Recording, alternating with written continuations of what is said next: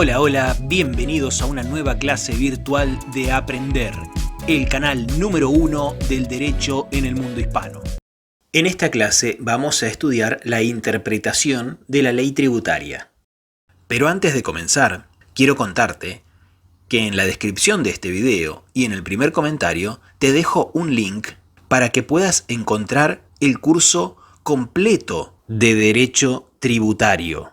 También vas a encontrar miles de tutorías gratuitas sobre toda la carrera.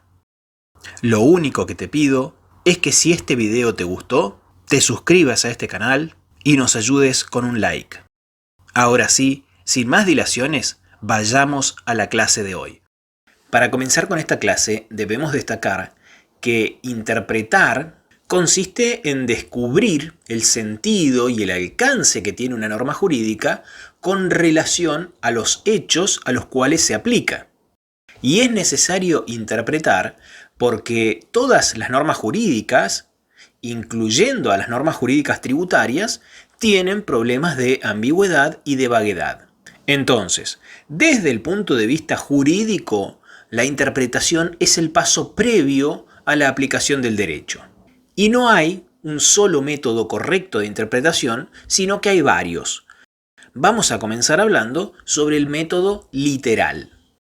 Y vamos a denominar interpretación literal a la que se vale del método gramatical y procura conocer el sentido lingüístico de las palabras que la norma emplea. Es decir, que este método se limita a la interpretación estricta o declarativa del alcance manifiesto e indubitable de las palabras empleadas en la norma jurídica.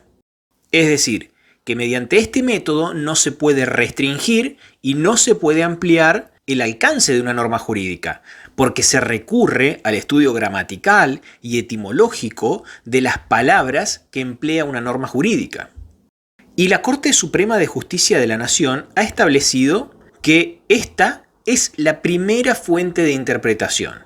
No obstante, a pesar de que esta es la primera fuente de interpretación, las leyes no deben interpretarse conforme a la desnuda literalidad de sus vocablos, sino que es necesario computar el sentido jurídico profundo de la norma, teniendo en cuenta el contexto y los fines de las normas. Ahora bien, llevando este método de interpretación literal al ámbito del derecho tributario, debemos destacar que este método no puede utilizarse de manera exclusiva, porque el legislador no siempre es un técnico en materia tributaria. Por ejemplo, la obligación tributaria es una obligación personal.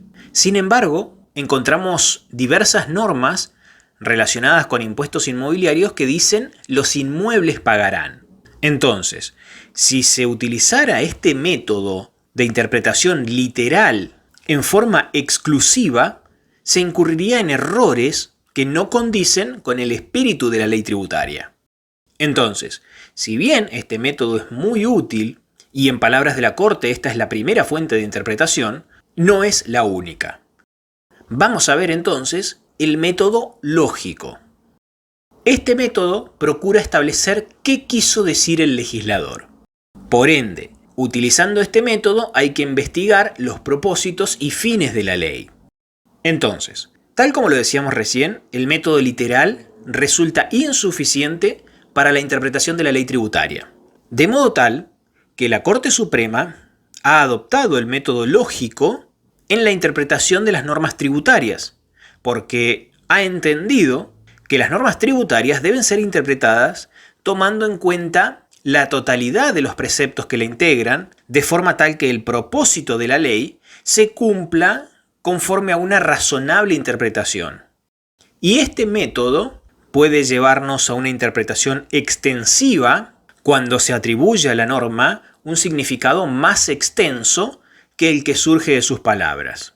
Es decir, que mediante este método lógico, haciendo una interpretación extensiva, vamos a entender que el legislador quiso decir más de lo que en verdad dice la ley. Y también este método nos puede conducir a una interpretación restrictiva.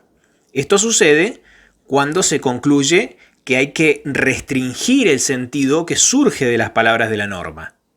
Es decir, que en este caso se considera que el legislador dijo más de lo que en verdad quería decir. Vamos a hablar ahora sobre la razonabilidad en la interpretación. La razonabilidad es lo opuesto a la arbitrariedad. Entonces, sin importar el método que use el operador jurídico al momento de interpretar, debe hacerlo de manera razonable. Esto es así porque la tributación se vincula con el derecho de propiedad y con la libertad. Es decir, que al momento de interpretar se deben armonizar dos intereses que normalmente se encuentran contrapuestos. Por un lado, el del Estado, que necesita obtener recursos para funcionar, y por otro lado, los intereses de las personas. Es por ello que es necesario interpretar las normas jurídicas tributarias de manera razonable para no lesionar el derecho de propiedad de las personas y la libertad de las personas. Vamos a hablar ahora sobre la interpretación según la realidad económica. Este es un instrumento jurídico propio del derecho tributario y que nos permite investigar los hechos reales, considerando que ha sido la valoración económica del hecho o acto grabado lo que determinó la imposición.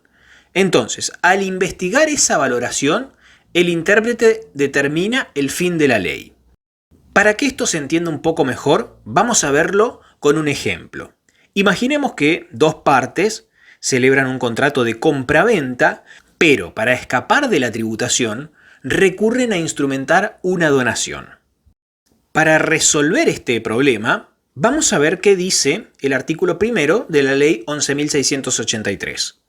Este artículo establece que en la interpretación de las disposiciones de esta ley o de las leyes impositivas sujetas a su régimen, se atenderá al fin de las mismas y a su significación económica.